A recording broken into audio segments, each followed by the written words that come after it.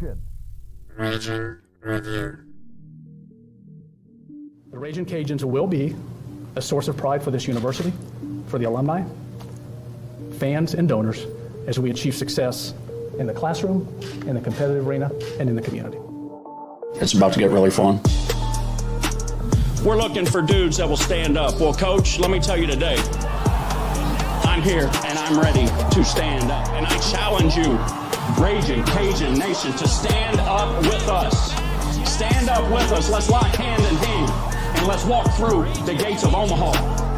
Hey, I love y'all boys. Let's grind every day starting today. Let's do it. Y'all ready? Alert! Ready? Who's that team ready? Who's that team ready? That's up. I got one thing to say right here. Cajuns win!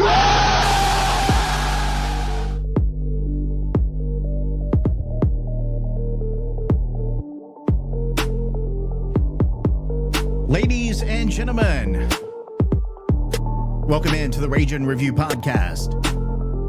Your boy Nick here, along with Jerry.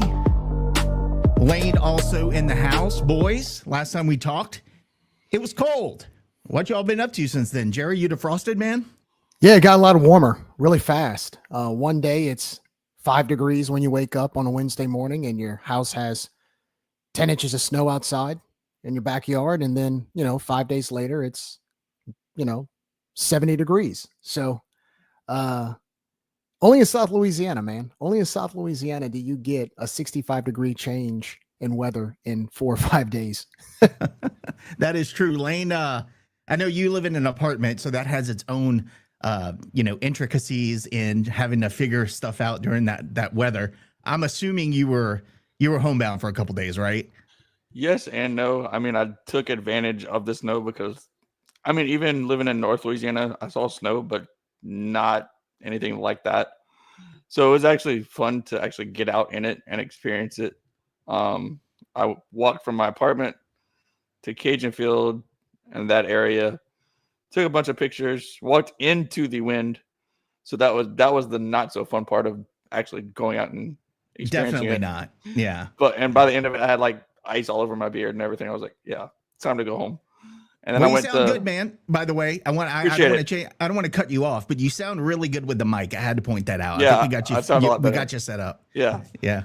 Next step is the headphones, but I can figure that out. We'll get that next time, bro. We'll get that next time. Then I went to Monkus Park and saw people snowboarding. Who would have thought you'd see people snowboarding in Lafayette, Louisiana? But yeah, it was cool to see. And by the end of the day on Tuesday, I think I had like a foot of snow on my car. That is insane. Well, glad you boys could join us today. Before we got on air, we were watching the end of the UL Seton Hall game, first game of the softball season this year under head coach Allison Habits. And it was a relatively close game at the end. I'll go ahead and play the last at that trying not to make a mistake and see how this goes. Again, the 1-2. This one's popped up into center field. Johnson's got room. She will make. It sounded like it had a chance, man. It really did. But so they have one more inning to play, by the way. Oh, they have one more inning. Oh, you see, that's how much I don't know about softball. I'm thinking that's the end of the game. And yeah, of course, they're continuing. So you know what? Let's fast forward. Thank you, Lane. I feel like a complete idiot. They're in a media break right now, but I'll keep it on while we're talking. If something big happens, we'll throw it back up on the screen. Yeah, I'm a moron for saying that. Boys, I know I had basketball first on the agenda tonight. I'm going to skip around a little bit. Same agenda, but different topics. We're going to start out with baseball. Baseball season is coming up next weekend. The Ragin' Cajuns hosting the San Jose State. I think they're the Spartans, right? Spartans. Yeah, I remember them, the yellow and the blue from when we played them in Omaha way back in the day. So we're going to go in depth in baseball next week. We have a couple of nice things lined up. So I don't want to go too deep into baseball quite yet. I know we are all foaming at the mouth, but I did want to ask you guys a couple of things as we anticipate the next season under Coach Mac Dez starting in a week. Let's talk about pitching rotation. I mean, I'm thinking you definitely go with Chase Morgan on Friday nights, but stranger things have happened where pitching coaches, place guys different positions on the weekends behind him. I really don't know. And I was going to ask you guys, what do you think Jerry, I'll start with you. As far as pitching rotation goes, what does that look like for opening weekend? Because outside of Chase, I'm not really sure. Obviously, you got to go with SEMO Friday night, unless they're trying to have some crazy strategy to put him on a Saturday. But I mean, I couldn't tell you, man, because right now I'd be lying to you if I told you I was really familiar with our pitching staff this season. I know Andrew Herman is a big name that everybody's hyped up about. It's hard to tell because because there's just so many guys that really have had experience. I mean, I'd say Blake McGehee would be either a Saturday or Sunday guy. He'd be either or. I mean, he's played both. I would say right now you'd put him at Saturday. On Sunday, I think it's up for grabs. I think there's at least 3 or 4 guys who could go. I think this is going to be a typical Matt Deggs pitching rotation to where the first weekend they're going to name, your weekend starters. And by the end of the year, it's going to be somebody completely different only because we saw what they can do. So I'd be lying to you if I told you for sure. I would say the top 2 would definitely be SEMO and Blake right now. And I've heard a rumor that one of our pitchers is injured. I don't want to get into who or what the injury is. It's not SEMO. I'll just put that up there, right? But I have gotten word on that. I have not confirmed it with anyone, so I don't want to release that. That would be a blow. I mean, anytime you lose any pitcher, whether it's starter or reliever, that's tough. So fingers crossed that is just a rumor. But once we confirm that again, next week we'll talk more baseball. Lane, your thoughts on I mean, this is really tough for us because we have so many new faces on the staff. I mean, there's no Martinez, Langevin. I mean, he was just a bully on the mound. A few other guys have departed. What are your thoughts as far as pitching rotation or maybe what you look for in the first 3 games of the season from them? So yeah, SEMO, you definitely got to go Friday. I feel like, I mean, he's the preseason pitcher of the year. So I mean, who else would you want to throw out there other than a guy that has experience like that, and only his second season? I agree. And then I would think Blake McGehee would either be a Saturday or Sunday guy.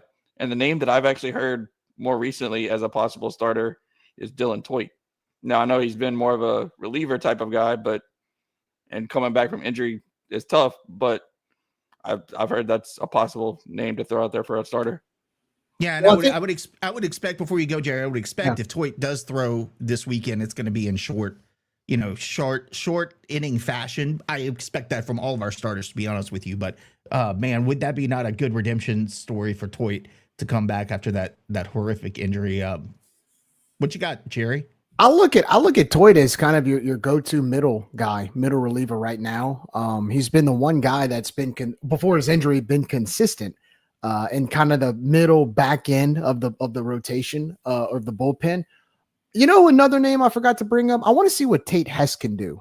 Tate Hess seems like somebody that is going to have a breakout season. I expect him to do some good things this year. I also expect Holzhammer to have a good year. I'm hearing Holzhammer is going to be the hammer as a closer. It looks like they're trying to groom him as a closer because he's brought some heat. Last year, he had some opportunities. He was kind of up and down a little bit in some games. This year, I kind of expect him to hopefully another year under his belt with some experience, that he can come in the back end and kind of do what LP did for us last year. Every time LP went in, you kind of knew, okay, he's going to get the job done. I'm kind of hoping the same thing from Hammer this year.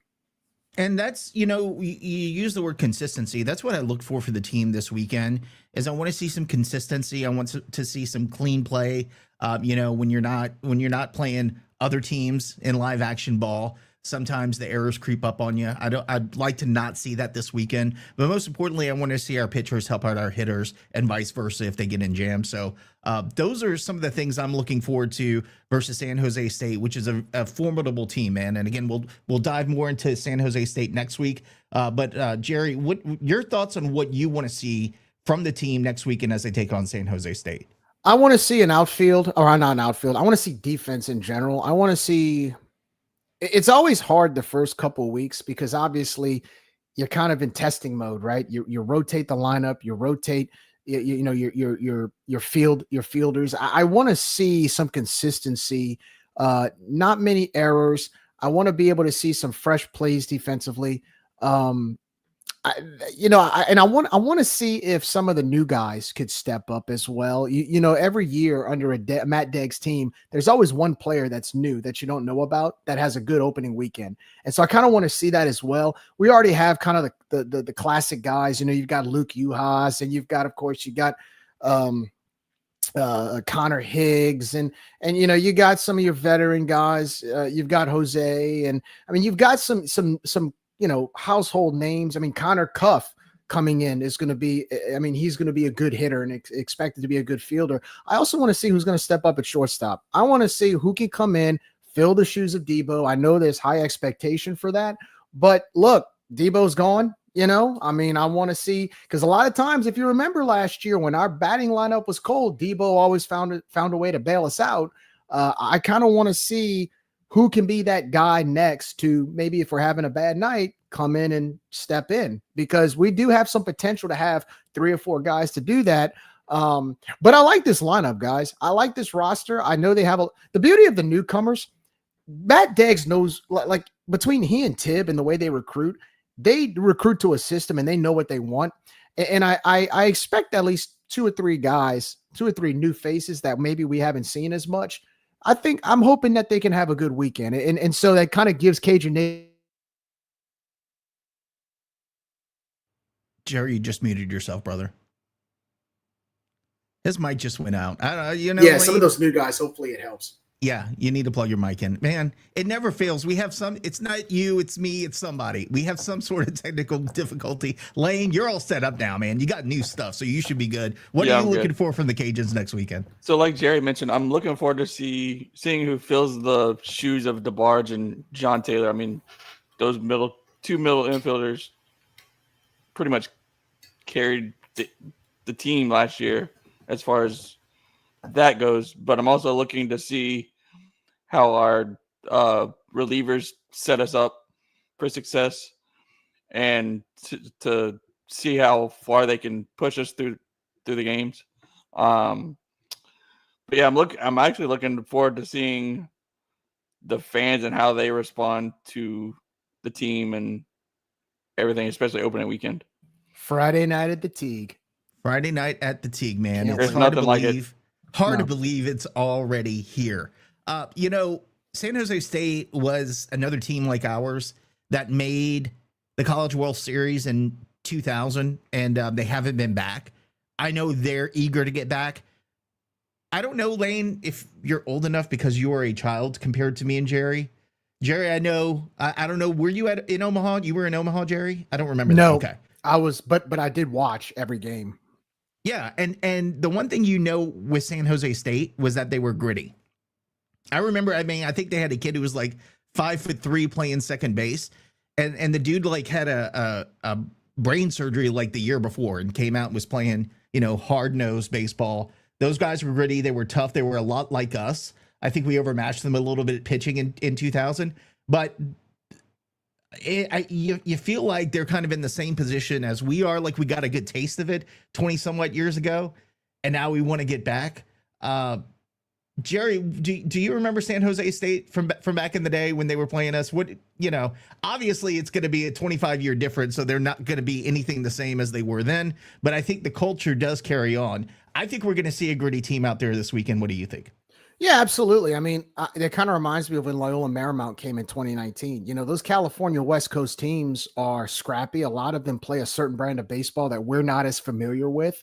They're going to have good pitchers. They're going to have really consistent hitters, and they're going to have great fielders. And so there's a fundamental style out there in the West Coast that really sticks out. Now, granted, we're very proud of what we have in the Deep South with the baseball we have, but at the same time, a lot of those California teams, they come in with a lot of scrappiness, and they're all of them. I mean, Stanford back in the day, USC, Cal State Fullerton. I mean, those are the type of teams, when you play them, you can't make many mistakes. They'll make you pay pretty fast. And like you said, Nick, it's not like they have a Sykes Orvis on their team, up to bat, looking like Jolly Green Giant, but they have a bunch of shorter guys like we've had in the past that can mash and could put the ball in play. And so we're going to have to be ready for them and have some athleticism to beat them. So the San Jose State team I remember in 2000 was very similar to ours. I just think we just had more talent in Omaha. And I think we won the game like 6-3,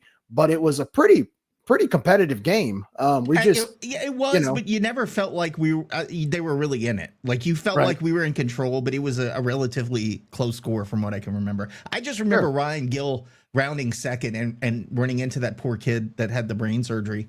And he just ran him over. I mean, I felt bad for that kid. I'm like, he's a good kid. Like he didn't deserve that. Now the guy from Clemson who came out of center field to start the ruckus after we beat them, that guy. He could have run over him. Wait, there was a fight between us and Clemson. Yeah, after we slid home. Guy. Yeah, it was a brawl. Were you even alive, Lane? Yes, I was 8. Oh my God! At that point, I mean, I knew you were alive. I was being facetious about that, but I didn't know if you would remember. Obviously, at 8 years old, you probably don't remember any of that stuff. But it was a wild time. Yeah, Casey. Can't remember his name, but he came right after the Clemson. We scored against Clemson. The kid, for some reason, ran straight out of center field to, I think it might have been Ryan Gill, and pushed him. Ryan was pissing everybody off, I guess, pushed him. And then that started like a bench clearing, just kind of pushing and shoving thing. And then, of course, the TSAB fans that were there were trying to say we started a fight. Whatever. That's neither here nor there. Looking forward to it, boys. Again, we'll get more into it next week with our next episode. We've got lots of nice things lined up for next week. So I think we're going to definitely dive into baseball as we get a little bit closer. I just threw up the softball game just so that we could see. We've got 2 outs, runners at second and third. Really last chance for the Cajuns to pull one out against Seton Hall. And I got to tell you, good to see what we're seeing late in the game, that they're fighting. I mean, I thought the game was over. So really nice to see that we're still fighting and playing right now. But boys, it was not pretty. I think we've given up 8 walks through the game so far between 2 pitchers. Just not really a good start for the Cajun softball team. A lot of new players, so that's going to take some getting used to, and those guys or ladies learning how to play together.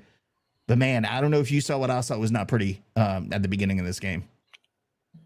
Yeah. Look, I mean, after Jerry Glasgow left, he took a lot of players with him, and in this world of NIL, you had a lot of players that just decided, they thought they had a better opportunity somewhere else. And so, in comes Allison Habits, who obviously I'm very excited about because she's a great coach, but there's going to be a lot of rebuilding to bring to this team. And so this is, oh geez.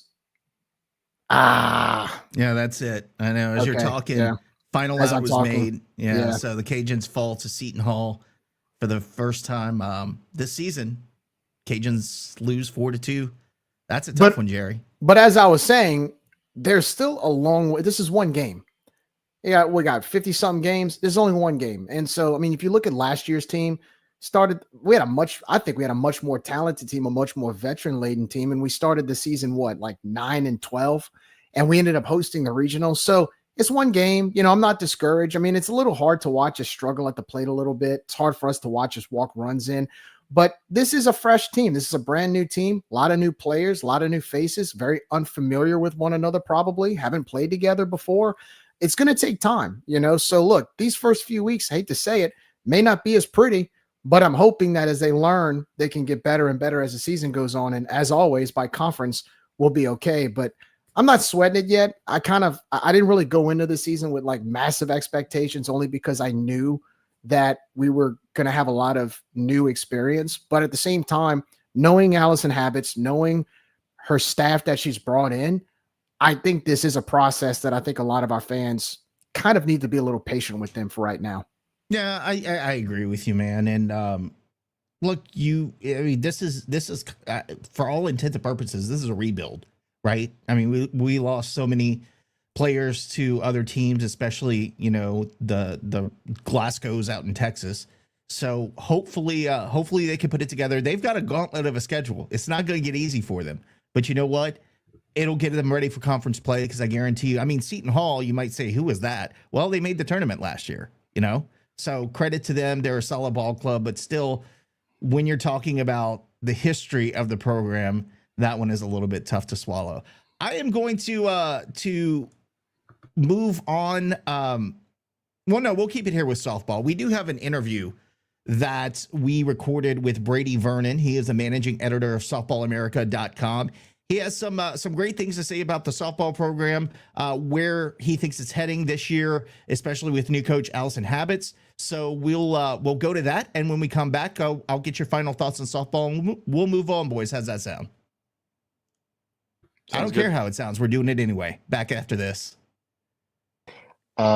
Since I was a student journalist at Arizona State in 2018, that was the first time I really got into the sport. Luckily, that was actually a year they made a run to Oklahoma City, and so it was pretty awesome to see the sport at its highest peak, and got to see that as a kid and just kind of got hooked from there. Funny enough, I was one of the first ever Softball America interns, and now I'm kind of running the site in a different kind of ownership brand. That's real cool. So since 2018, the sport has really grown, taken off. It's hit another stratosphere. In my opinion, the Oklahoma softball program has given that villain of a program that America has fed off of and followed, and it gives a higher profile, I think, to softball as a whole. But talk to me about how you've watched the sport evolve. Women's sports in general have really seen an exponential growth in this country, but softball has come on strong in the last few years. What are your thoughts on that?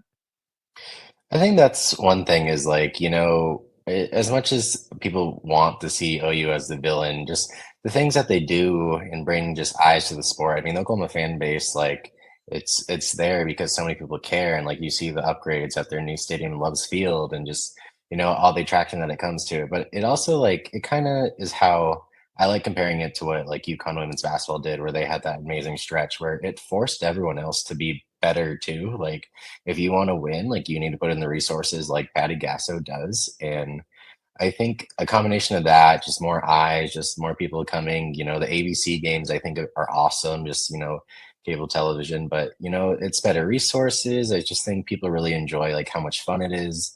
A lot of people like to complain that sometimes the fun's taken out of baseball lately, maybe just more on like a professional level. And you don't see that at softball. There's just so much joy and energy. And I just think it's such a different platform, and it's just really growing. And I think that is just a general women's sports that, these things take time. Like, I think we forget how long a lot of like the big professional leagues have been around. And so it's just a thing that they're going to keep growing as much as people want to keep eyes on it. I agree with that point. It does take time, and our brains are short when it comes to remembering the development of leagues. I mean, in the 70s, I think it was as recent as the 70s, the NBA Finals was on tape delay. So it does take time for sports and followings to develop, especially into national followings. Like your point about UConn basketball is a great one. I think the rising tide lifts all boats theory. I think that absolutely plays in. I want to talk about NIL in softball. We know all too well the amount of money that we're dealing with when it comes to transfers and NIL. We had a student athlete move over to Oklahoma, and the rumored price tag on that move was upward of six figures. We don't, obviously it's rumors and nobody will ever know what was collected, but it kind of gives you some insight into the amount of money that's being played with in softball these days. How do you see the NIL space developing in softball? How do you believe it's going to revolutionize the game? And do you think it's ultimately a good or bad thing? I mean, there's going to be pros and cons with everything. I mean, it's definitely going to be, I think it's going to be very rare, like what you kind of see in Lubbock and what happened with Nyjah Kennedy, but she's a generational talent. And so that's something where someone really has to come in. But now we're kind of looking at a Texas Tech team who is already in the top 25 after missing the tournament just because of the resources they put in. And so if, Texas Tech can do it, like you can see some other schools possibly do it. And, it's going to be like that in all kind of collegiate sports right now. The more interesting thing to me too is how the revenue sharing is going to work. We saw a few weeks ago that Cleveland State announced that they're cutting their softball program, and they won the Horizon League tournament and were in the NCAA tournament last year. Now they're not going to have a program next year. And so, it's going to be an interesting landscape. I don't know if it necessarily means like the best of the best are just going to get stronger. I mean, that's just what time will tell. But, there's so many good athletes that, especially in softball, the way recruiting works for them, it starts so early that like kids really develop at a mid-major level. And like I know that a lot of mid-major teams lost talent, but a lot of it stayed too. And you know, if that's where we go, but I don't think it necessarily means that it's guaranteeing titles. And I think we forget that, you know, how crazy this run Oklahoma was on, that, you know, there is a lot of parity in the sport. Like we don't see it at 1, but like 2 through like 200, it feels like anyone can win on any given day. And even last year, I don't think everyone felt confident that OU was actually going to do it in the end until they did it. I agree with that. And, you know, while we're in this neighborhood, obviously Texas Tech benefited from Coach Jerry Glasgow moving on from Louisiana to Lubbock. And so obviously we're pretty familiar with that situation. And it kind of dovetails into my next question. With the amount of money, the revenue share, the things that are on the horizon with regard to litigation, how do you think all of those things really impact the powerhouse programs in softball? Your Oklahomas, Arizona State had quite a run for a while, Arizona, things like that, programs like that, your Stanfords, your Alabamas. Do you see the powerhouses getting a little bit diluted and talent going across the country more? Or do you think that they solidify power, are able to pay, and continue to play the best athletes in the country? I'm curious as your thought on that. It's almost like a case-by-case basis. I think like the schools that, you know, where softball's always been a big point is like, I think it's going to stay your Arizonas and stuff. But I think even like a team that's going to be very interesting is like, you know, UCLA. You have all the titles, you have all that, but you know, UCLA's stadium isn't what you would think it is for having what a great like place it is. It's actually shocking. Yeah.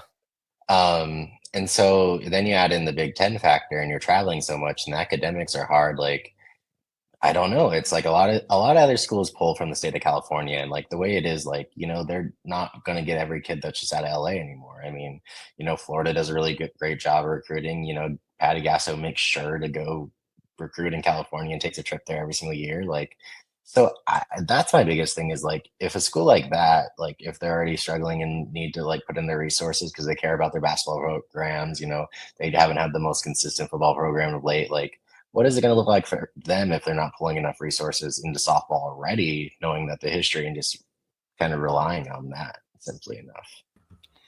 Brady, let's talk about the 2025 rankings. They've come out over the last several weeks, and we as Cajun fans noticed that UL has been left off of all the top 25 lists, and they're listed in second in the conference preseason rankings in the Sun Belt. Is that disrespectful for a program of our caliber, or do you think that's a true rebuild for the team as Habits takes over? I think it is just a really big thing. When I talk about rankings, I like to talk about them through tiers.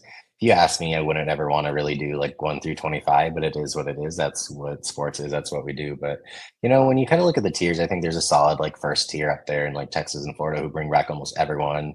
A solid like tier 2, tier 3, but like tier 4, I would probably say is like top 15, top 13 through like 30 to 40, because everything has changed in this landscape of softball. We graduated so many talented players that everyone is kind of like just kind of figuring things out. And so I think that Louisiana is kind of in that same boat with everyone, and obviously like losing what they did like through the portal and stuff, but that doesn't mean that they're can't be good and talented. I just like, there's so much unknown going into this season that it's very hard to do the top 25.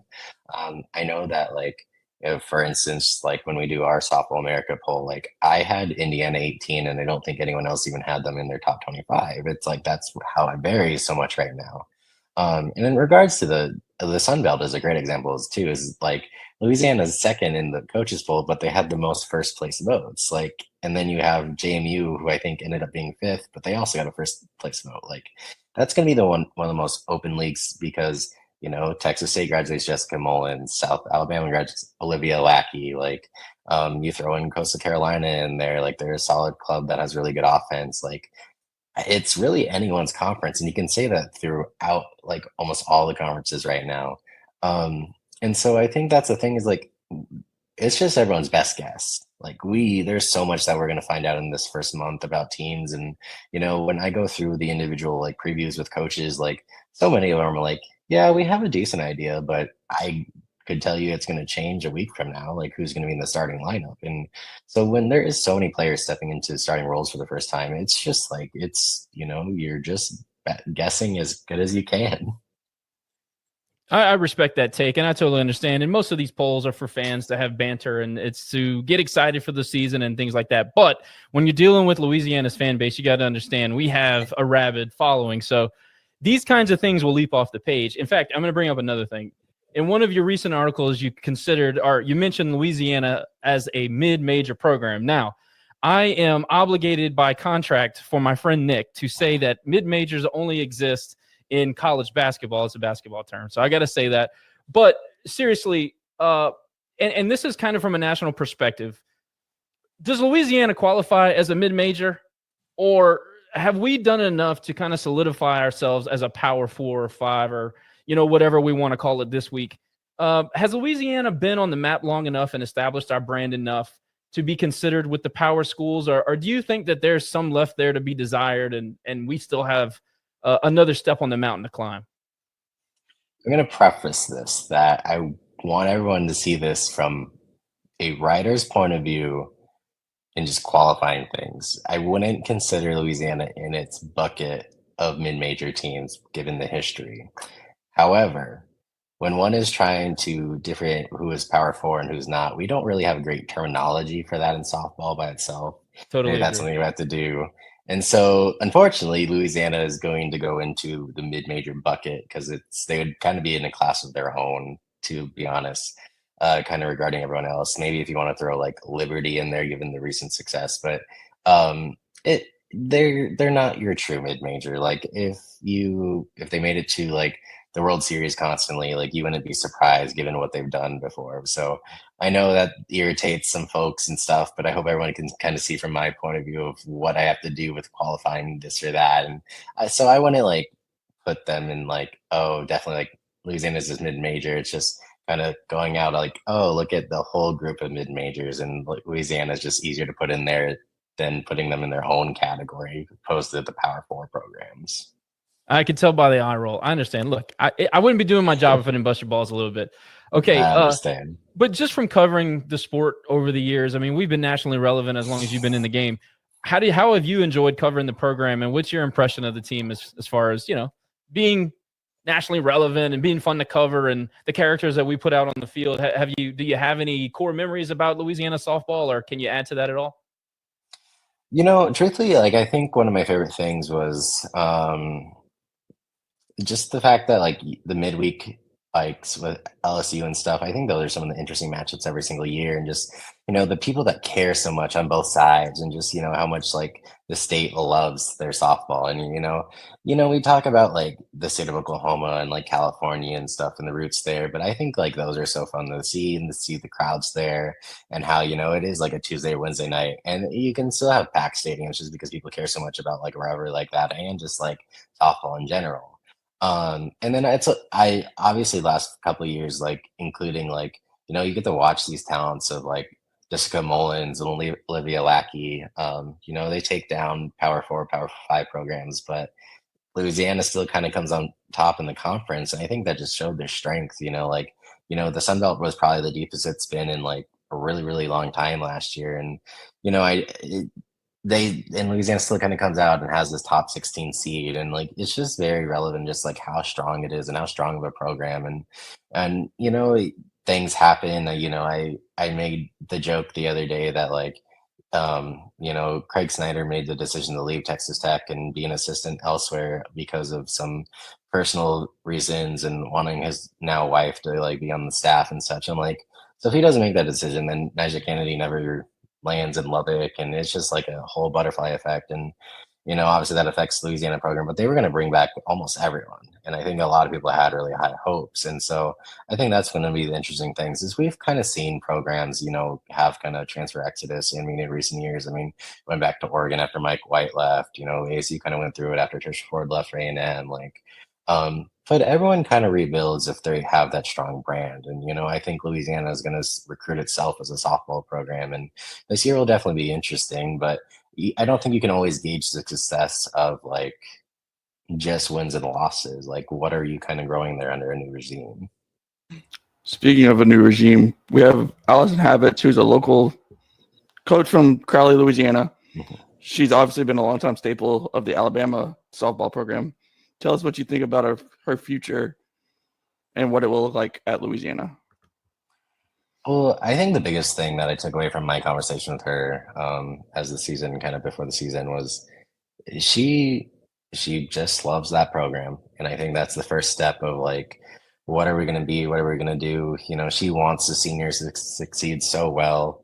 And I think that's like, you know, if you can kind of just ride the bumpy trails, like if you still win the Sun Belt this year, like I think that's more than a success than anything, given like what the talent was lost. And yeah, I think you would be building off talent that maybe be overachieving. You'd be kind of setting that foundation with like a decent freshman class and some youth there as well. That's kind of relying and stepping in bigger roles. And, you know, I think that's a really big thing too, is, you know, the ones that did choose to stay after the coaching change, like, I think that's a really big thing just for the culture of the program as well, and like what they can implement. And, you know, I think like Maddie Hayden's a really good one. You know, she's probably going to be the best bat in the lineup, most consistent bat. And she can just kind of set forth something that will be why like Louisiana continues to succeed, and like what we've kind of talked about, their past success, and, you know, people wanting to be part of such a classic kind of program. I think as a fan of the program and just watching the dominance over the years, and by no means am I saying I was sick of winning or anything like that, but there is some sort of a feeling with me that we're going to be in a different role this season. Like you said, if you can go out and win the conference this year, sky's the limit. But I commented to these guys, there's something refreshing about being the hunter rather than the hunted in the conference. We're still going to entertain an incredible out-of-conference schedule, and in a lot of ways, I think that's a little bit more interesting. You know, maybe you don't set your sights as high and you be a little bit more reasonable as a fan. But I think that switching roles and having Allison come in here with her energy and her history, it endears a different feeling from the fans. And I think they're going to pull in maybe some fans that have maybe lost touch or whatever the case is. It's almost a rebuilding situation in a really, really healthy starting point, which is something that is a little bit unique. Don't you agree?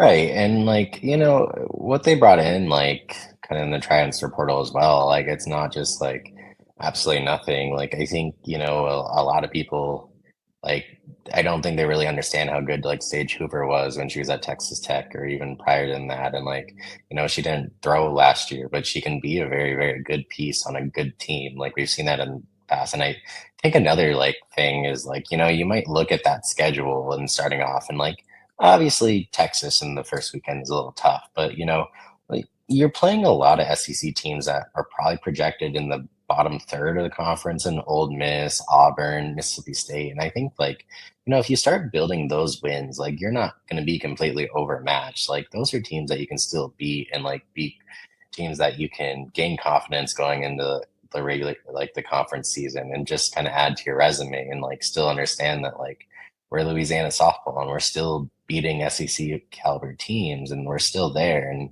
I think that's kind of a big thing, is like, you know, you're not putting yourself in a position where like you're going to just harm yourself as you kind of build this team up. But like you have pieces there that have like played quality competition and stuff. And so you can gain confidence. You can possibly beat a few SEC teams right off the gate. And so I think that's a really big thing to kind of see, is like, you know, this can be the same old Louisiana, and just building forth to that. And, you know, I think just having that coach that truly just loves them and has just brought all this love into a time where you see a lot of your kind of teammates leave, I think that might be the biggest thing. And, you know, kind of like I said before, like I wouldn't judge this whole season simply based like win and loss records. Like what's the player development, what's kind of like the feeling in the dugouts and stuff like that. I agree. I think she was the perfect hire at the perfect time. And maybe even from an emotional standpoint, you had a team that was expected to be good next year and return a bunch. And the next thing you know, our coach is walking out the door. And what do? You galvanize the fan base by hiring a legacy player. I think, you know, Brian Magger did a fantastic job making that happen. And from what we understand, he was intimately involved in recruiting Allison to come home. So, yeah, I just thought that should be mentioned. Last thing for you. We watched our ace Sam Landry walk out the door. We watched Maya Davis, one of the best center fielders we've ever seen in Lafayette, walk out the door, and obviously a massive contributor in Brooke Elistad. Those three were somewhat of the Mount Rushmore of 25. You know, they were going to be counted upon to produce. Who do you see on the roster that steps up for us to be the cornerstones? I know you mentioned Maddie, and I agree with that. Or is there anyone else on the roster that you think this team will lean on to get them through that SEC schedule, to get them through the SEC out of conference games and the Texases of the world? Who do we rely on? Is it somebody in the circle? Is it a newcomer? What do you think? Obviously, like I kind of said, like the biggest thing for me is what the pitching is going to look like. Sage Hoover is one that like I think is going to carry a lot of innings. I'm very interested to see how it looks with Nevada transfer Tyra Clarely. She was more of like a reliever role, which in softball we're kind of using more and more these days. And so I wonder if she gets a lot of starts, if she just gets innings like that. I know that the freshman Mallory Wheeler, she was kind of like the hardest thrower, and she's done a lot of good in the fall. I know the biggest thing is like they want to keep Samro healthy, and so you probably won't see her play a ton of defense this year because they just want that bat to kind of like stabilize and such. And then you're just kind of like looking at, who can we kind of grow a little bit from the transfers? Obviously, CC Vasquez, I think, is more going to be your like defensive specialist and kind of stabilize things in the infield. But yeah, if we're kind of looking at new names in terms of bats, Erin Ardoin, she had a good year in McNeese the year that they were in the regional and almost beat Washington and such, but she missed most of last year. And so I think she can be a piece that can help, like, just be a presence in the lineup and such. And so I think that's a name to kind of watch. And, I think it's like, it goes back to the thing is like, this is kind of a group that's going to make a name for themselves. Like, so I think you're going to see like a lot of different lineups, especially in the first couple of weeks, and, how they kind of develop and cement their spots. Like that's going to be the biggest thing for them. Brady Vernon of Softball America, the managing editor, in fact. Check him out on X at Brady Vernon. Brady, thank you for your time, man. Very insightful. Really appreciate you. Thank you. So yeah, that was a great interview, Lane. Appreciate you stepping in for Jerry and I. Man About Town led that well beautifully. Done. Yeah, well that was done, awesome, dude. And I gotta say, like, we don't give enough coverage to softball. I think we could do a better job there. So hopefully this is a sign of things to come this season, whether it's here or maybe on Nick's Triple Take. We're, I'm going to try to do a better job. I like my little Nick's Triple Take, man. I had to give it a little bit of a shout out there, Jerry. I see you smiling. But guys, tonight was not the best start for the team. And I'm not going to harp on that too long because it's a really long season, but obviously disappointing. Hopefully we can turn that around and, I think with the schedule that we have, it'll prepare us for conference. Closing thoughts, fellas. And like you said, Nick, we do have a gauntlet. I mean, game number 2 tomorrow at home is against the number 1 team. Call Cat. I mean how much better can you get? That would be just like us to like drop a game to Seton Hall and then go and beat Texas tomorrow. I mean, that would be par for the course. But I don't know. Final thoughts, Jerry? Yeah, I mean, it's one game. It's the first game, and it's frustrating. You have a team from up north come down, and you don't expect to lose to them. But I'm not worried about it because I knew going into this year that this was like you said, Nick, a rebuilding season. I knew going into the season we have a lot of new faces, a lot of unfamiliar, going into a lot of unfamiliar territory with everything we lost last year, including our head coach. I have faith in Coach Habits. I have faith in this staff. I think it's just going to take time. So. Now, in the middle of the year, if we're way below 500 and, are guaranteed a losing season, then yes, I'm going to worry, but I just don't think we're there. I mean, again, we were 9-12 in the first 21 games of the season last year and ended up hosting a regional. So, not ready to hit the panic button yet. It's one game and, let's just see this team develop. We'll see what happens. Yeah, for sure. And I see Bryce in the chat. The frustrating thing is with the pitching. Yeah. I mean, again, we said like 8 or 9 walks tonight. That ain't going to do it, when you're playing a team. And I know I said, I have to correct myself or somebody else corrected me. They actually did not The Pirates did not make the tournament last year. They made it the year before. Last year, they barely had a winning record. So that is a little concerning. But again, it's the first game of the season. You don't hit the panic button quite yet. We'll see what they do tomorrow against Texas. You never know, man. All right, turning our attention to basketball, everybody's favorite topic. And everybody, I mean, Jerry, Cajuns had an impressive win at Texas State.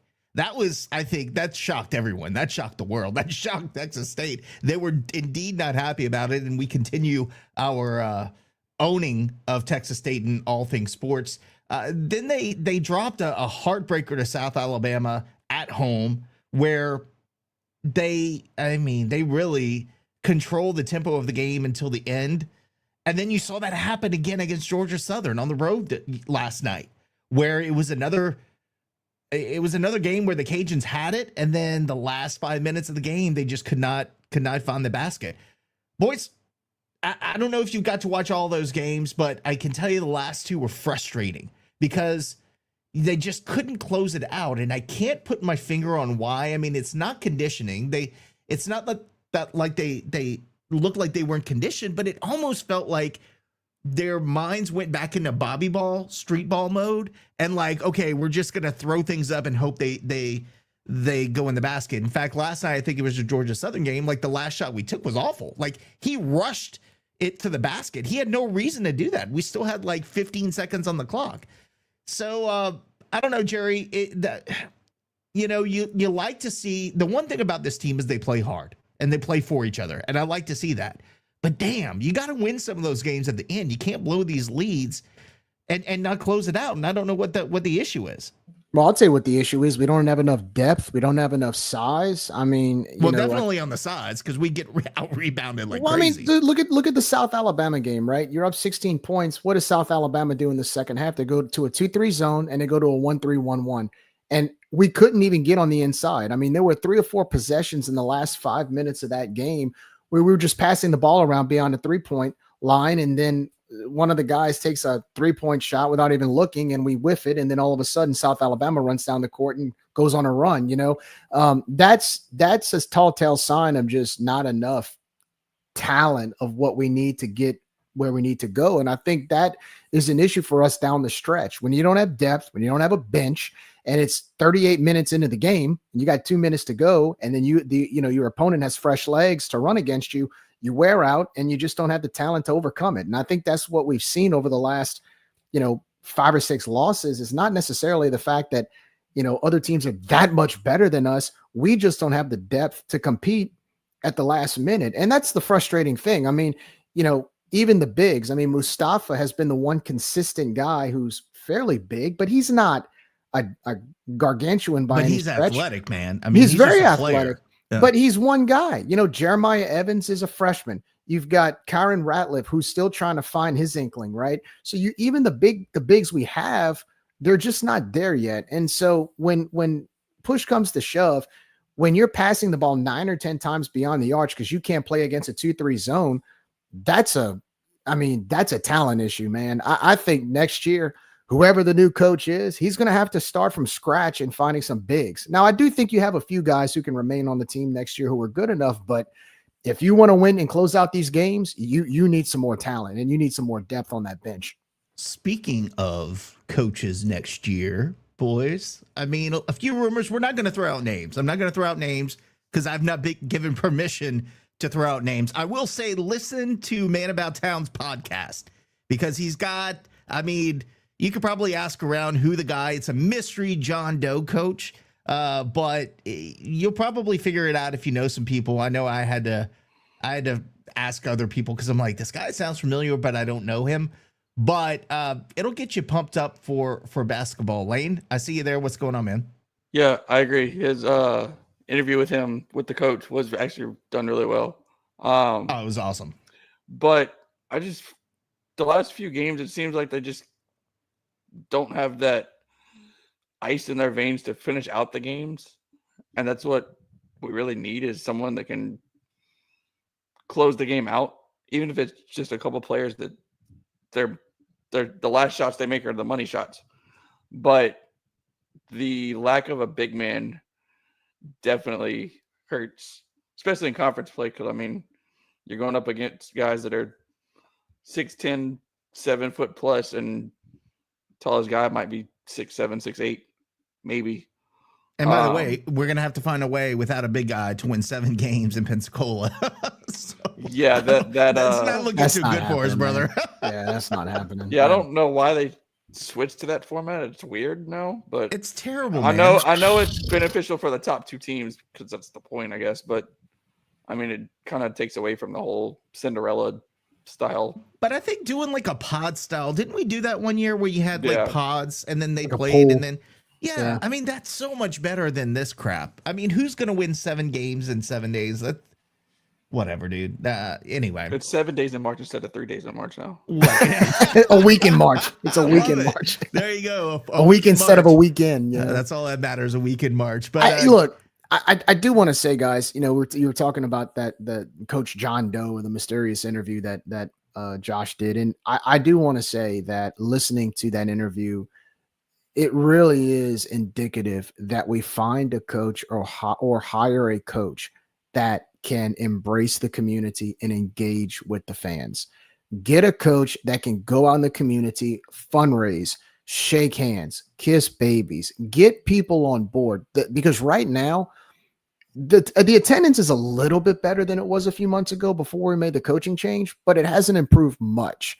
And that's because, let's just be honest, this mentality of our basketball program ran a lot of the fans off. I mean, Brian Maggard said it in the press conference whenever he relieved Coach Bob Marlin of his duties. He said one of the reasons why we made the change was because of fan apathy. And lo and behold, what have we been saying over the last 5 or 6 years? We've been saying it here, and we got crucified for it. So we're not always wrong? Are you kidding me? Are they admitting defeat? What? And I mean, it also doesn't help with the Cajun Dome prices. I mean, you can't take a family of 4 for less than $100 at this point. So that's ridiculous. But also, too, you still can pay like $10 tickets in certain sections, and there's nobody sitting there because there's nobody at the game. Oh, but yet they're checking tickets. Yeah, or you get kicked out because you're talking trash back to the other team. But where are the students? Why aren't we engaging with the students? Why aren't we engaging with the community? Why aren't we getting people to show up to the games? And you know, I hate to say it like this, but some of that's on the coach. And I'm not saying Coach Zimmerman. Look, Coach Z, kudos to him for trying to keep this thing afloat. He's done a great job as an interim. I know we haven't been winning the games, but for the situation he was put in, I've got nothing but respect for Coach Z. He's done a fantastic job trying to keep this thing going. But, you know, look, we had 15 years of just this sense of complacency with fan support, and you saw it over the last 5 seasons. So at this point, obviously we want to win, but you're going to need a coach who's not going to take the community for granted and who goes out in the community and showcases the program and not hang out with the same 10 to 15 people, not try to make excuses and talk about how, you know, because we won all these games, you should just show up. You got to go put the effort to get people to show up to your events. And, you know, we've seen it with Matt Deggs. Coach Dez has done it last year. He did it with that little bus tour that I was talking about, going to 5 or 6 different parishes. Coach Deggs is awesome at doing it the way he does his hoo-ah and getting all the fans fired up. I mean, we have coaches that do that. But for basketball right now, the difference is those attendance numbers in other sports, they've declined a little bit, but it's not as bad as basketball is. Yeah, I think they know the situation, man. I mean, I think they have to admit it. Man. Yeah, they looked in the mirror and it is what it is. And they knew that. I think they were just held hostage, if we're being honest. Well, it's a jolt in the heart. We need a jolt in the heart for fan support for basketball. And that starts, like, I know they're trying to do it now, but next year, start fresh and start from scratch and get the community involved. And I mean, with the fan support with basketball, I mean, for baseball and a fall ball game, you had what, 3,000 to 4,000 people? Yeah, you had over 2,000, 3,000 people. And we couldn't draw 200 in the occasional. I mean, it says something about the way the program was going. But also too, baseball wins and has expectations. Yeah, they have this idea that we're going to be ranked, we're going to play for a spot in Omaha. And that, you know, there's a schism in the mindset of our basketball program in that, you know, the reality is that, yes, we're a 1 bid league. I get that. The reality is, yes, it's hard to win compared to what it was 20 or 30 years ago when it comes to top 25 at larges and all that. But the reality also is that most of college sports have turned and evolved into that. That shouldn't stop us or allow us to make excuses and say, oh, let's just throw our hands up because it's harder now. So let's just see what happens. No, you still got to try. You're getting caught up in the old admin, man. You got to get that out of your head, brother. But it's still there, man. No. It's still there. But it's still there. To your point, we got to hire the right guy. And I think they had to look themselves in the mirror. And I mean, we're not, again, we're right sometimes. Like you said, we were right about something. So and look, Nick, I mean, you're right. You're absolutely right about, I'm not trying to bring back the past. I don't want that coming back when we're trying to start something new. Yeah, but you know what I mean? I really don't think you have to worry about that, man. Now, okay, I'm going to back that comment. Okay, if certain people aren't allowed to take control of the program again, then I think we'll be in a good spot. If they are, then we're back to square one. But again, I think the next hire is going to be a dynamic my hope is the next coach is going to be a dynamic coach. Like you said, checks all the boxes that you said about engagement. And it doesn't take a lot, man. We're not asking for the guy to go out every week to a different school and try to get people in the stands. But you look at what the guy, 60 miles to the west is doing, and you feel like listening to John Doe on Matt's podcast. You listen to him. He sounds like a less sleazy Will Wade. Like, the guy has connections. He's been a winner everywhere he's been. He knows the NIL game, and he's not, like I said, he doesn't feel as sleazy as Will Wade. If we're being honest, that's the best word I can use for it. So that's what we need. We need a Will Wade, but not a guy that you feel like you need to take a shower after you see coach. Your best UL teams. Oh, I'm sorry. Go ahead, Lane. Go ahead. All I was going to say was basically we need a basketball version of Coach Hud. Agreed. Yeah. Agreed. 100%. And also, too, what did Coach Hud, Coach Robe, all of these different coaches that have had success here, what do they all have in common? What do they all have in common? First of all, they're pupil person, but also they all had this attitude that we have. Jerry, you're knocking your mic. Every time you knock that, it disconnects. Yeah. Poor Jerry. We're going to get him set with his technology one of these days. We'll be patient for you, Jerry. I can edit all this out. We're just going to sit here. Are you giving up, bro? No, I'm sorry, man. I'm going to be getting a new wire for this mic. Yeah. Well, you're not connected now, by the way. You're on your, not on the mic. You're on the your laptop sound. No, it sounds terrible.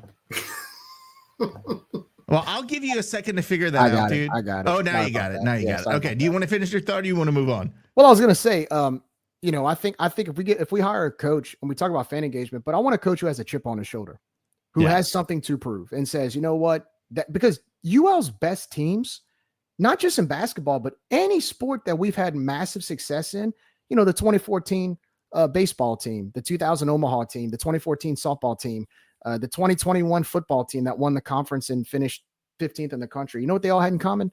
They had a chip on their shoulder, every single one. I love being that's the beauty. Say what you want about us, but I love being the underdog, because every time we're the underdog, we succeed the most. So anyway. Yeah, you got it, man. Well, I appreciate it. Your guys' thoughts on this. I think it's time to move on because I'm tired of talking about basketball. No offense to the basketball guys, but I don't know it. So we'll move on. But before we do move on, do want to say the basketball team will host travel to Northern Illinois a Saturday, February 8th, 1:00 game. It's part of that MAC challenge thing. I like that. I don't know. I guess it's okay. Yeah. Yeah. I mean, it's better. It's better than playing Division 3 teams. Like I'll take a MAC that we team, almost lost to, home and away. Yeah, that we almost lost to. So no, I'll take it. I had nothing against Northern Illinois, and it'll be fun to watch those games. It's something different, and I like it. I like the timing because it's during conference play, so you kind of get a break. So look forward to that coming up this weekend. Let's talk about beer, boys. Yeah, one of my favorite topics. Oh boy. So obviously there's a little bit of controversy, and we just egged it on all week about Natty Lights being, I almost said reduced. No, it ain't reduced. We're increasing the price of Natty Lights at baseball games from $2 to $5. And I know it seems silly. I know it's like But the way that they came out and told us about it, they're like, oh, the fan favorite Natty Lights are now $5. Like, it ain't a fan favorite because people like to drink it. It's a fan favorite because it was $2. So I think that was a little out of touch. It was a little weird how they came out with that. And I don't want to say, first of all, some of the admin defenders are going to still defend the admin no matter what. Like, they're going to come out and say, you guys are mean to whatever. We're not being mad toward the admin because it's not their fault. It's Sodexo. I know that. We get it. Okay. For the 50,000th time, we get it's not Brian Maggart's fault. It's freaking Sodexo. The problem is, like, the cost of Natty Light is nothing. It's next to nothing. And the markup, we're not talking about Trump tariffs. Natty Light is made here. So you can't say, like, the price of eggs, oh, the chickens are all sick. Well, the beer makers aren't all sick with the bird flu. And we're not worried about the tariffs because it ain't coming from Mexico. So what is the excuse for going from $2 to $5? Like, that's not a 100% increase. That's a 100% plus increase. 600%. I believe. This is such an easy thing. Like, this is the one thing that got us, like, national attention more than our actual, like, football success this year. Got us more attention than that. Pat McAfee was talking about it. I mean, it was freaking blowing up everywhere. And now we're like, no, we're good. Like, the first thing we do somewhat successfully marketing wise, we're like, nope, we're good. Guys, I have no words, boys. I really have no words for this. Jerry, yeah, you got this from here.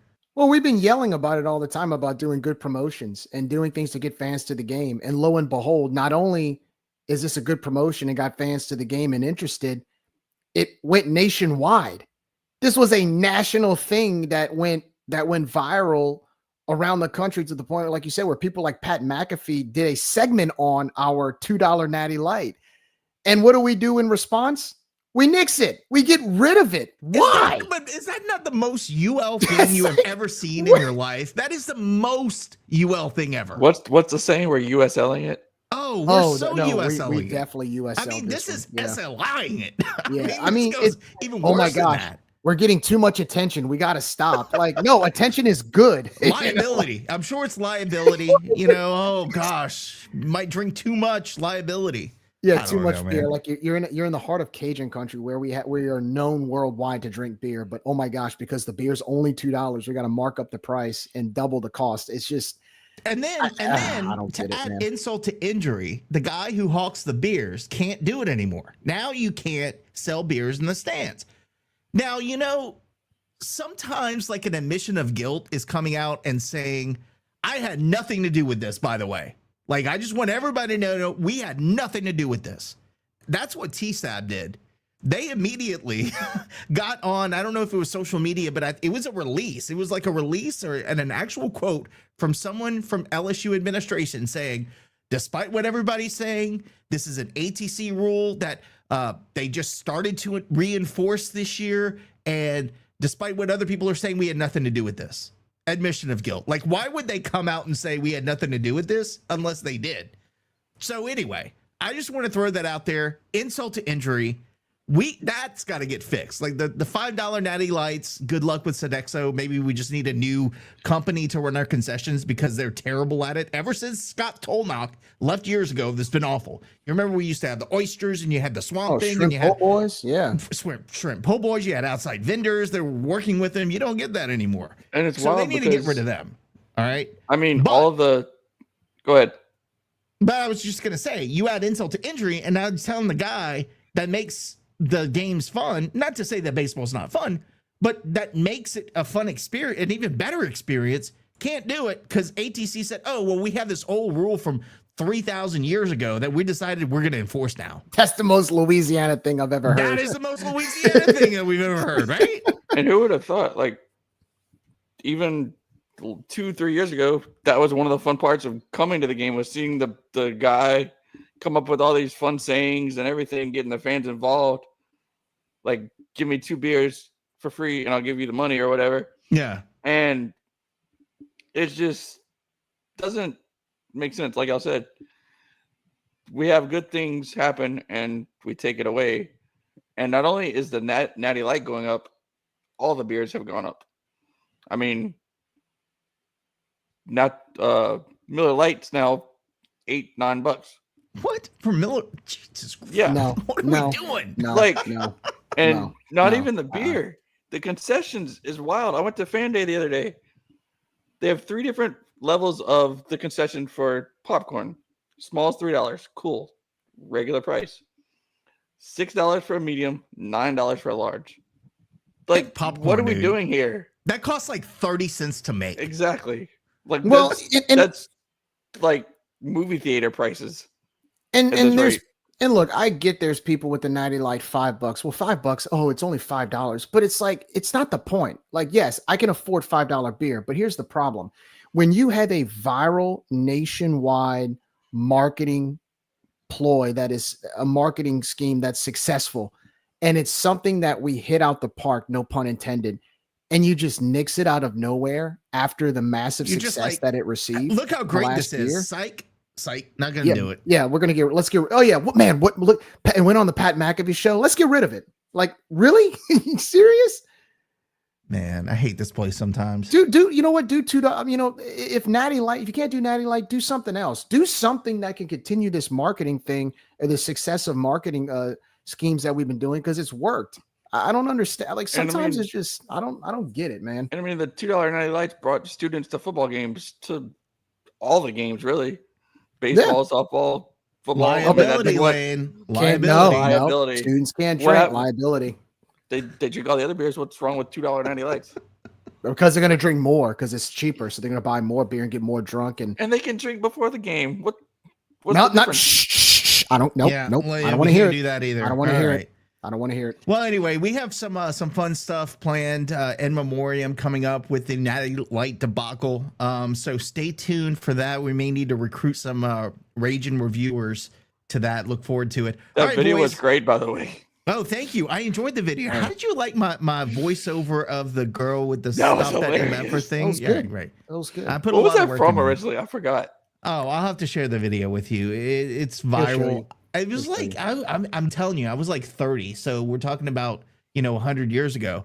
I saw this on KATC like in the MySpace days, bro. And like I caught the video clip, and it is still that same video clip from the KATC, and it went viral on my YouTube. But I'll send it to you later. We'll wrap up the Natty Light debacle. Like I said, more to come on that. But now we're gonna start something new, something I want to have a little bit of fun with. The rapid fire question. So the way this works is we'll start with you, Lane, because I've given Jerry the floor the first time every time. We're going to start with rapid fire questions. I will give you a topic. You have 30 seconds to respond. When you hear this, that means your time is up. Jerry, you got to go. I don't have a time limit. I get to respond to anything you say because I make the rules, and that's how it goes. So if you're ready, Lane, go. First one, best king cake in Louisiana. Tie between Meshes and Gambinos. I know Meshes, not everybody's a fan of because it's just a donut with icing, but I mean, it's good to me. And being from North Louisiana, I didn't know much about king cakes up there, but Gambinos is a good king cake, I feel like, as well. All right, Jerry, go. All right, I gotta say, the politically correct response that I like would say Randazzo's Bakery in Metairie. My personal favorite was McKenzie's. It was more of the icing, but it was like icing that was kind of glued onto the king cake. I always love them. Actually, there's some places that still have the McKenzie's recipe. So sometimes when I go back to New Orleans, I'll get that.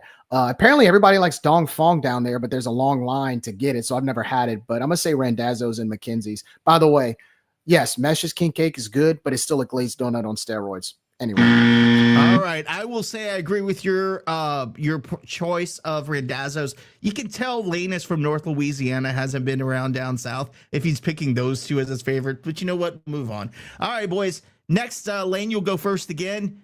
Okra and gumbo, yes or no? Go. Honestly, never had okra and gumbo. I've heard it's good, but I've never had it in gumbo. That's what I have to say to you. Jerry, go. Not a big fan of okra and gumbo. I'll eat it. It's edible. It's good. The thing is, it thickens the gumbo a little too much, turns it too much more into a hard stew. I prefer a little bit thinner. I like the chicken and sausage. You go to New Orleans with a Creole gumbo, you're going to get okra in it. It's not bad. I just prefer a thinner roux rather than one that's like a stew, like with the okra. And the okra thickens it too much. Finally, something you and I agree with. I mean, so you get bonus points for that because I think it's disgusting, especially it gets like slimy when you put that in it's just right. on. And I hate the smell of it too. I don't know. Terrible. Lane, you're up next. Best all-time UL athlete, any sport, any time period, go. I had to think about this long and hard about it, but I have to go with Peanut Tillman. He's influential on and off the field. I mean, people still do the peanut punch to this day. So that's who I had to go with. Lane is quick, man. He never runs out of time. Jerry, unfortunately, you do go. I'm going to say Christian Cagle from the 1920s. Apparently, he was a multi-sport player. He played he played in the pros as well in the NFL or whatever the football league was before. He actually had a bunch of national awards. Not many people know about him, but look up that name, Christian Cagle. Guy was a multi-sport athlete, outstanding athlete back in the day. You and I were on the same page there, Jerry. Again, strangely enough, this is getting eerie, but I was going to go with Alvin Dark because, again, he was a guy who was multi-sport and also played at 2 schools. So, dude was legit and played, I think, for the Giants for a while. He was all over the place. All right, Lane, where will Louisiana baseball end its season this year? And we're talking about like at home, conference tournament, regionals, Omaha. What are your thoughts? I feel like the Cajuns will win the conference tournament. Sorry, Southern Miss. And they'll end up in Omaha, probably finishing second or third, which, I mean, we haven't made it to Omaha since 2000, so that'll be pretty cool to see. Man was specific, second or third in Omaha. I like that confidence. All right, Jerry, go ahead. I'm going to say, you know what? They're going to get over the hump. They're going to make it their first super regional since 2015. I think this team's going to gel as the season goes on. I think we have enough pitching. I think the hitters with that DEG system, it's another year under the DEG system, and it only gets better each season. I think as long as pitching does what they're supposed to do, and we have some good newcomers come in, that I think we will, I think the Cajuns will be in the supers. Just not enough to beat a Tennessee or a Texas A&M right now, but we will get there one day to Omaha. I promise you that. Oh, man, you just got it right under 30 seconds. I think I agree with you again. This never happens. I'm always the opposite of you. But I will say I do think they get to the supers this year because DEGS every single year has done better than the year before. This is our year to really get past the regional round. So I agree with you. I think we get to the supers. Lane, I know this one was tough for you, Mr. North Louisiana, but favorite Cajun, not Zydeco band, past or present? Go. So with my job, I do see a lot of and listen to a lot of Cajun artists and artists in general, most of them Zydeco. But one of the bands that I actually listened to late last year was the Lost Bayou Ramblers, and they're Grammy nominated Cajun band, and that's who I enjoyed listening to. Nothing wrong with that. All right, Jerry, go. I'm gonna be a little biased because I got a buddy who's the bassist in the band. I'm gonna go with Pine Leaf Boys. Guys, show them some love. I like the fact that they can play Cajun and they can also mix some rock with it. So got to show my love for the Pine Leaf Boys. You know, I was gonna say DL Menard, but my dad, for some reason, has some hatred for DL Menard. I don't know what it is. He never met the guy in his life. He just did not like that man. To this day, if I say DL Menard, he just gets this ugly scowl on his face. But I'm gonna say the Jambalaya Cajun Band, Terry Huval, ran LUS, still plays Jambalaya Cajun Band with Reggie Mott and the whole crew. I think it's the same band that they've had since I was a kid. I grew up listening to them. Then he married into the family, kind of. So yeah, Terry Huval, Jambalaya Cajun Band. That's close to my heart, so I went with them. All right, I think we're at our last one, and I've not blown my lid quite yet, so this is actually pretty good. Let's go with the softest fan base in the Sun Belt Conference. Lane, you go first. Oh, that took some hard thinking as well. But I think overall it has to be Southern Miss. I mean, you put one little thing about them that they don't like and they're going to go crazy. I mean, the whole Marshall football, USM football, and then baseball, it's just they never stop complaining. Very good, Lane. You're right under the mark. Jerry, who do you think is the softest fan base in the Sun Belt? I was going to say Coastal Carolina after the 2020 championship, but then they've kind of disappeared after they just started losing. As of today, I got to say Southern Miss. And I'm friends with some of these Southern Miss fans. But good God, man, getting all offended because we posted a picture of the fact that we won the regular season and seeing the amount of responses we got. Look, I know they went 1-11 in football, and I know their basketball team's not that good, so it gives them something a little bit to be excited about for baseball. But come on, guys. Baseball season hasn't even started yet, and y'all are already freaking out. Relax. Calm down. It's all good. Look, I know I hit the buzzer because it was officially 30 seconds, but we're going to continue. That's going to be our last topic tonight. The Southern Miss debacle. Man About Town royally pissed them off, and it all started with Matt Stewart. Knows how to push their buttons, right? Man. Matt Stewart. He does, I think, Georgia Southern, but he's a great play-by-play guy. He does a lot of college football, especially in the conference. Great dude, but he put something to the effect of Southern Miss looking for his third consecutive, championship in the Sun Belt or something of that nature. And Matt or Josh, Matt, I'm starting to call him Matt. Josh reminded him of the fact that no, Louisiana won the conference last year as far as regular season goes. And holy shit, you would have thought we just took a dump on Southern Miss when he said that. I mean, they lost it, man. Like, they seriously got offended. Started with they've got 1,000 burners because, I mean, they're in Hattiesburg. What else the hell do you have to do? So they started with, fighting back and forth. And I joined in because I pointed out back in 2023, when Louisiana won the regular season in the tournament in basketball and made it to the NCAAs, Southern Miss won the regular season in basketball that year. You would have thought that they won the NCAA tournament. They were the best team ever. We tried to say, well, we're going to March Madness. That doesn't matter. We won more games and we did this and our RPI is better, blah, blah, blah, blah, blah. The same exact excuses that they're making now when I point out we beat you guys and we won the league by 3 games last year, by the way. Oh, but our RPI was better. Well, that cup of coffee got you to Tennessee, brother. So, yeah, it was like, they're sensitive, man. They are sensitive, passionate, but holy cow, dude. Jared, like you said, it's been something to watch. What makes it funny about all of this, Nick, is that so I woke up at 7:00 this morning, right, to get my daughter ready for school and everything. You woke up. No wonder you want to always do some late ass show because you wake up at 7:00 in the morning. Yeah, and then I'm at work by 7 in the morning, and then I'm out the house a damn hour. I'm out the house 10 minutes later. So I can't with you, dude. Okay, continue. Sorry. Here's the thing. I open my phone because one of the first things I do is I'll check to see if I missed any text messages while I fell asleep. And then I'll go on Twitter to see, okay, what's new. And I go on the Rage and Review Twitter page and there's like 10 notifications. I'm like, 10 notifications? Like, what did I miss out on? And then it's nothing but Southern Miss fans commenting. I said, what happened? And then sure enough, I see that there was something posted under Rage and Review. I'm like, Josh, it's Josh. There's no, I was like, and I started laughing. I'm like, dude, this guy is getting at it at 6:30 in the morning. It wasn't even 7:00 yet. And we were going to war with Southern Miss fans. It was and of course, wow. I couldn't help myself because I could say the grass is green and they would attack me.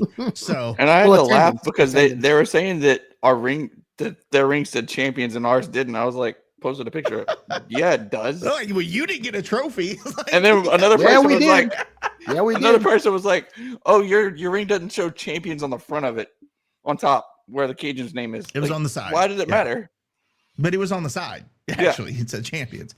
Then they said something about, a-hole being our daddy. And I'm like, oh, did you forget about Debo last year? Well, yeah, but that was only one series. I'm like, oh, so we just moved the goalpost now. So, hey, which was more recent though? Which one made more of an impact? I would say it would probably be Debo, but and we also got in a better regional. So, well, yeah, but they had the better RPI lane. They had the better RPI. Got sent to Tennessee. That was Tennessee. Yeah. Yeah, way to go. But hey, let's be honest. And all joking aside, that's why I'm so happy that they're in the conference because look how much fun this is, right? Let's be honest. I'm so glad we have a good rival in our conference. Like before, it was almost like a desert. I mean, who else will we be yelling with? What other fan base in the conference has that type of energy? I mean, I don't know. Yeah. I don't know. James Madison fans, going back to the softest fan base, I think James Madison and Marshall fans, they're both tied for like 1B. Now, I will say Marshall fans had a legit gripe with Southern Miss because they rated their entire program. I mean, I would be pissed too, but it's just funny seeing Southern Miss going, "Oh, we didn't do anything." Like they would be pissed if that happened to them. And How they're many acting guys like did it's they no end big up with deal. from Southern like Miss? 1,000. The whole team. The whole damn team. Literally the whole team. It's almost like an Indiana thing, right? When the guy from JMU went to Indiana took the whole team, like it's kind of the same situation. That's why I hope they fall on their face under Huff. And will they do that? Probably not. I think they're going to have a decent season next year. They're bringing in some good talent. So I don't want somebody's going to clip this shit and post it on Facebook and be like, this guy said we're going to be terrible. No, I hope you fall on your face next season just to shut you up because you guys have been so cocky after having 2 absolutely terrible back-to-back years of football. I mean, you could go further back. But that's why I want you to fall on your face because you get so cocky for no reason. We'll see how it plays out. But, I don't know. I think they'll be really good. But, man, wouldn't that be fun to watch? Well, we got to play them every year. I mean, that's what makes it even more fun. They come to town. They come to Lafayette next year for football. So yeah, and we go there for baseball this year. So maybe that's one that'll be a fun trip. I was going to say that might be one where Rage and Review needs to take it on the road because every game is a road trip for me, boys. So maybe we all make it out to Hattiesburg and I was going to make an inappropriate joke. But Nick, not going to do that. Where are we going to go? They don't have an Applebee's. No, Jesus. That's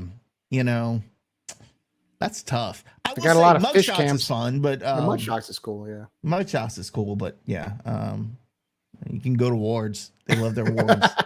They're nasty ass burgers. But anyway, boys, it's been a lot of fun tonight. Got off to a rocky start because my mind. I'm telling you, dude, when you get a new roof, they were here with the gutters, and then somebody's ringing my doorbell, and I came on here and I was out of breath.